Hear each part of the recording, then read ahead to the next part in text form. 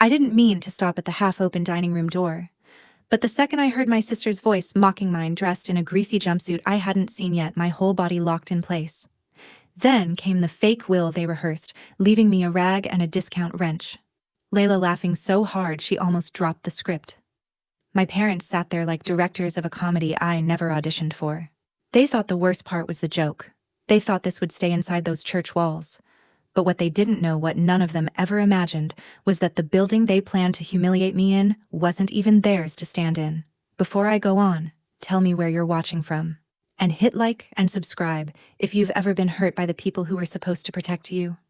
Stories like mine don't happen in broken homes, they happen in perfect ones. And if any part of this already feels familiar, you might need to hear the rest. People think damage starts with a blowout fight, but mine began in silence. Small cuts delivered so smoothly I didn't notice the bleeding until years later. The Carter house was always spotless staged, like one of my dad's showrooms, but underneath that shine was a constant message. You are less. I learned that early. When I was 8, we sat around the same dining table they'd later rehearsed that Christmas skit at. Chase's plate overflowed. Lila's had seconds, mine had barely a scoop. Vanessa smiled absently and said, "Eat slowly, Riley. You don't gain weight well." She said it like a compliment, but the heat creeping up my neck didn't feel like praise. I swallowed it quietly. I always did. In 5th grade, I won a district prize for a little solar-powered car I built from scraps behind our old garage. My dad showed up late wearing his Carter & Company polo like always. He walked right past me to Chase and said, "Your brother's got the brains. I'm sure you helped a little." I stood there holding my plaque like a lost item no one claimed. When the photographer called me in for the picture, my dad looked surprised as if he'd forgotten who the award belonged to. Another cut. Another quiet scar. As a teen, I learned the rules. Don't make noise. Don't make demands. Don't expect equality. Lila got the new phone, Chase got tutoring and summer programs, I got whatever still works. No resentment, just routine. Once I overheard Vanessa telling a friend, "We put resources where they matter." Riley's independent. That word independent became code for, "You're on your own." But the night everything shifted was my senior year. The table was set with Vanessa's good napkins, the candles lit the house smelling like buttered pasta. When I said I want to study automotive engineering, the spoon slipped from my dad's hand and clanged on the tile. Chase smirked. Lila laughed. Vanessa froze like her brain hit a loading screen. Lila leaned in and said, "So you're opening a car wash, cute?" My father didn't laugh, but the silence he left was worse. An entire verdict passed without one word. Under the table, I rubbed a faint streak of engine grease off my thumbnail, the mark I could never wash out. That stain became a quiet reminder of who I was and who I wasn't allowed to be. But here's the part I didn't understand back then. The part that would matter years later. Every dismissal, every minimized achievement, every time they treated me like background static. They were building something inside me. Something steady. Something cold. A line I didn't know I'd eventually draw. And when life pushed me into the world outside their perfect house jobs, late shifts, customers who looked me in the eye instead of past me, I felt something I'd never felt at home: worth. I didn't know it then, but that worth was the foundation for everything that came next. Including the moment I bought a building my family would eventually beg me to negotiate over. After turning 18, I learned to build a life outside the Carter house because, inside it, I was a shadow. College wasn't an option they supported, so I worked 2 jobs, saved every dollar, and enrolled in automotive certifications on my own. It wasn't glamorous. It wasn't Carter approved. But it was mine. By 21, I was working full-time at a garage on the east side of Austin. The fluorescent lights buzzed overhead. Tools clattered, engines roared, sounds that made sense to me in ways my family never did. Customers trusted my hands more than my family trusted my voice. The first time a man handed me his keys and said, "I know you'll do it right," I almost didn't know how to respond. That same year, Priya entered my life like a quiet miracle. We'd met in a business workshop, me, the grease-stained mechanic, her, the numbers genius who looked like she belonged in a tech boardroom. She helped me understand money, credit, investments, the language my family used every day but never taught me. She once joked, "Riley, you fix cars. I fix money. We're both mechanics." With her help, I opened a small garage, then started an LLC to invest in industrial properties. I didn't broadcast it. I didn't brag. I just worked. Then came the irony, so sharp it could have sliced steel. A discounted industrial building went up for sale because the previous tenant had gone under. Priya said it was a smart buy. I trusted her. I signed the papers. Months later, Greg Carter, my father, leased a space in that exact building. Carter & Co. AS, new flagship showroom. He bragged about the location, the natural light, the high ceilings. He even bragged about the landlord. Good guy, he said at dinner one night. Doesn't hassle me. Signed everything fast. Doesn't nickel and dime. I remember nodding slowly, pushing my salad around my plate so he wouldn't see my hands tremble. My mother agreed proudly, adding, "See, some people appreciate our reputation." Meanwhile, the LLC ownership document sat in my glove compartment with my name printed across the top. The universe has a sense of humor. My family just didn't know they were the punchline yet. One night, Greg's car died on the highway. Rain hammered the asphalt, wind slicing through my jacket. I stayed under the hood for 20 minutes fixing a problem he caused by ignoring maintenance. When the engine finally roared back to life, he just said, "You're wasting your potential in this grease world. You should try to be more presentable." I remember wiping my hands on a rag, rainwater dripping off my sleeves, and thinking, I'm done being grateful for the scraps of your approval. From that point on, every visit to the Carter house felt heavier. Vanessa's comments about finding Riley a real job. Chase's reminders that manual labor doesn't age well. Layla's constant filming me in the background, always the joke, never the person. And then came the night I walked toward their door carrying a gift I'd chosen after a 12-hour shift. The lights inside glowed warm. The house looked perfect the way it always did. I paused on the porch, breathing in winter air, telling myself maybe, just maybe, this year would be different. I had no idea what waited behind that half-open dining room door. I had no idea I was seconds away from hearing the performance that would end whatever part of me still wanted their approval. December always carried a strange heaviness in our family. Too many traditions, too many expectations, too many chances for me to feel like a misplaced piece in their perfect puzzle. That year, the weight felt sharper, like the air itself knew something was coming long before I did. It started with Vanessa's small holiday gathering. She said it like it was just a cozy evening with a few neighbors. But when I walked in wearing clean jeans and a flannel, the place looked like a sponsored event. Everyone dressed in reds and golds, wine glasses, in hand-soft carols playing as if someone curated the playlist. Vanessa spotted me and waved with the same expression she used when showing guests a decorative vase. "Oh, that's our Riley," she said to two churchwomen beside her. "She's independent. Loves her little projects. Little projects. My garage funded my life. My investments paid more bills than she realized." But the women nodded politely, the way people do when they don't know what box to put someone like me in. I slipped into the kitchen to hide, pretending to look for a drink.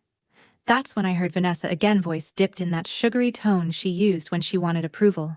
"She'll grow out of this phase," she said. "All this car stuff. She just hasn't found her place yet." One woman murmured, "Maybe once she settles down." Vanessa laughed softly. "Please. She hardly has time to shower. Dating impossible."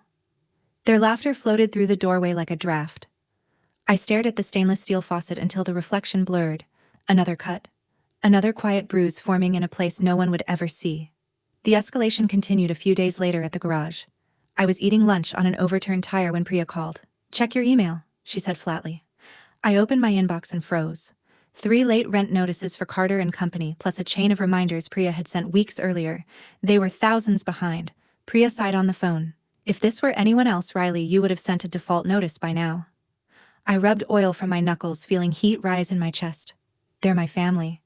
"And your tenant," she said gently. "Both can be true, but only one is killing your cash flow." I didn't answer, because she was right and I hated that she was right. But the universe didn't give me time to process. The next hit came from Lila, of course it did.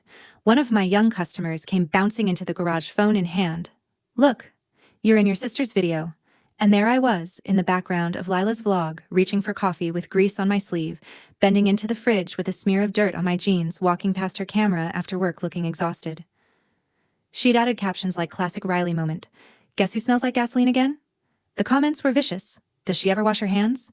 She legit looks like she works at a junkyard. I can smell this video." Lila had pinned a comment. "She's harmless, guys. Just different. Just different. Easy to say when you're the one holding the camera, never the one being dissected by strangers." I shut the video off and got back to work. But something inside me shifted just a little. Then came the phone call. I was dropping off some leftover parts at the house. Greg didn't know I was there yet. His voice carried down the hallway as he talked on speaker. "This landlord is ridiculous," he snapped. "They keep sending warnings. They should be grateful we're even in their building."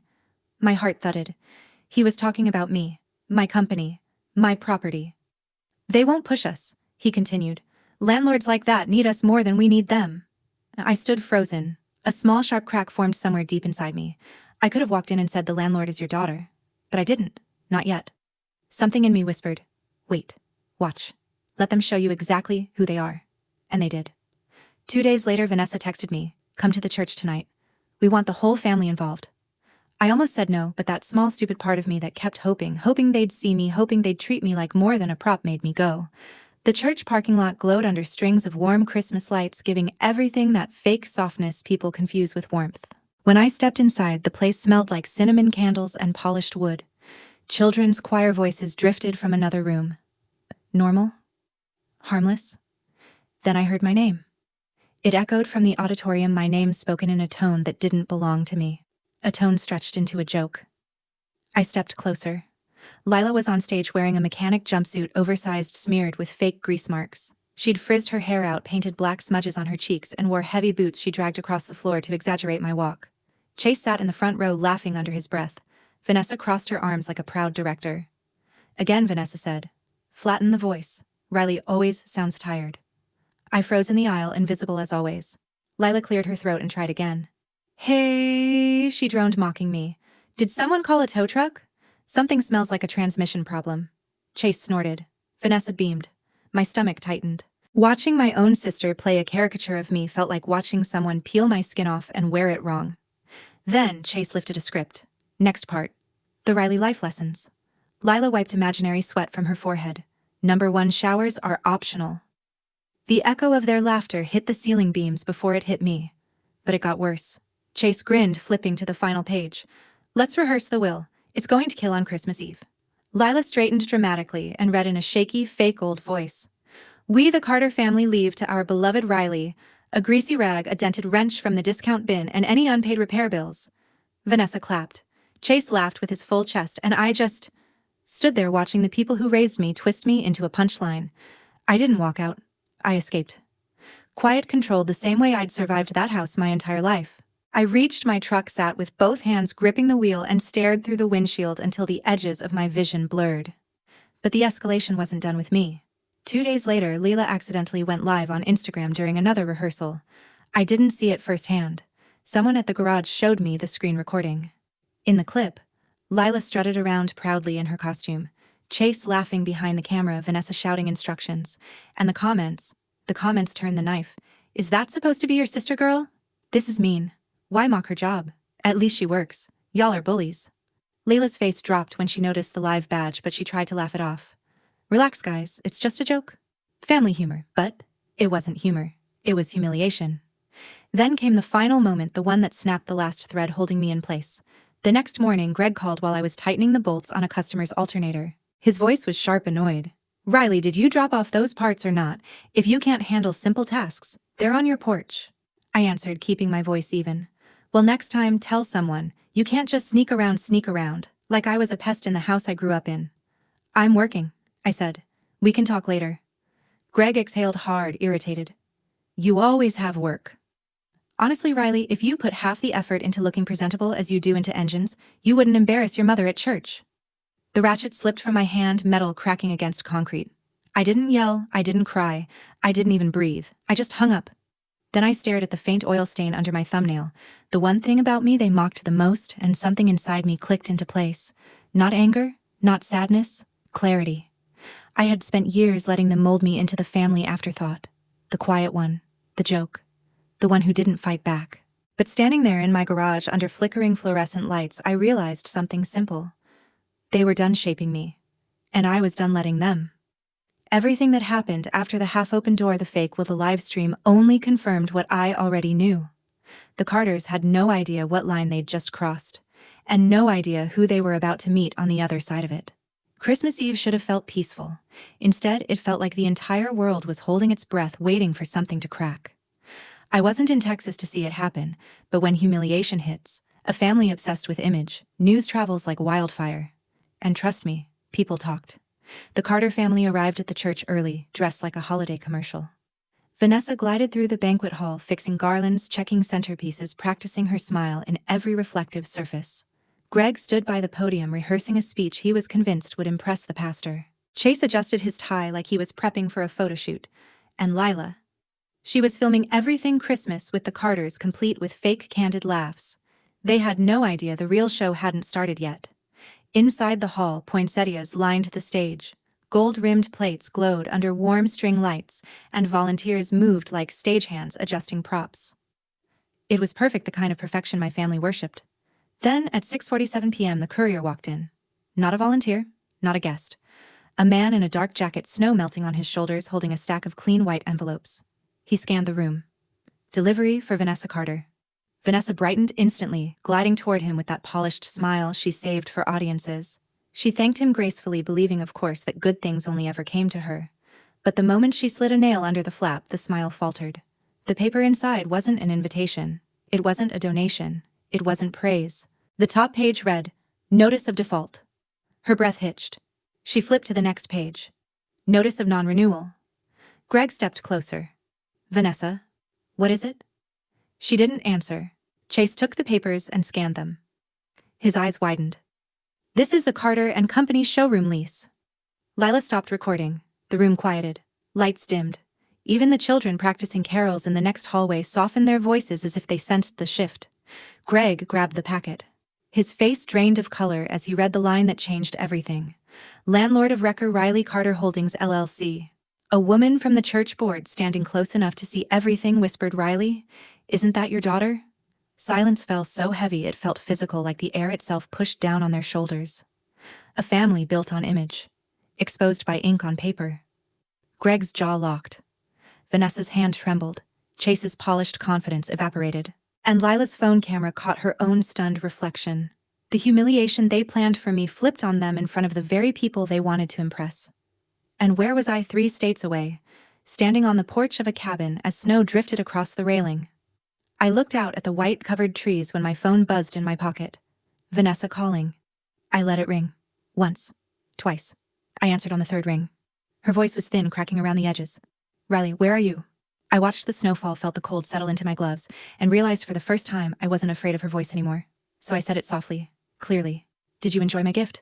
A sharp inhale, a stuttered breath, a silence so raw it radiated through the phone. I ended the call before she could respond. For years they taught me that silence meant weakness, but in that moment my silence was the loudest thing I had ever said. The morning after Christmas didn't feel like a holiday. It felt like exhaling after years of holding my breath. Colorado snow had fallen all night, piling thick against the cabin windows.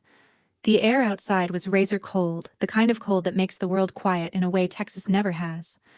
I stepped onto the porch with a mug of hot coffee, my boots sinking into untouched snow. For the first time in a long time, the silence didn't scare me. It steadied me. Inside, Priya hummed while slicing vegetables, the fire crackling behind her. She didn't bring up the church, didn't ask about the phone call. She knew some wounds don't need conversation, just space. My phone buzzed on the railing. An email from Greg. Short, professional, almost desperate. "Riley, we need to discuss terms of the lease. Contact us at your earliest convenience. G. Carter." No mention of the skit, no apology, just a man who'd finally realized he was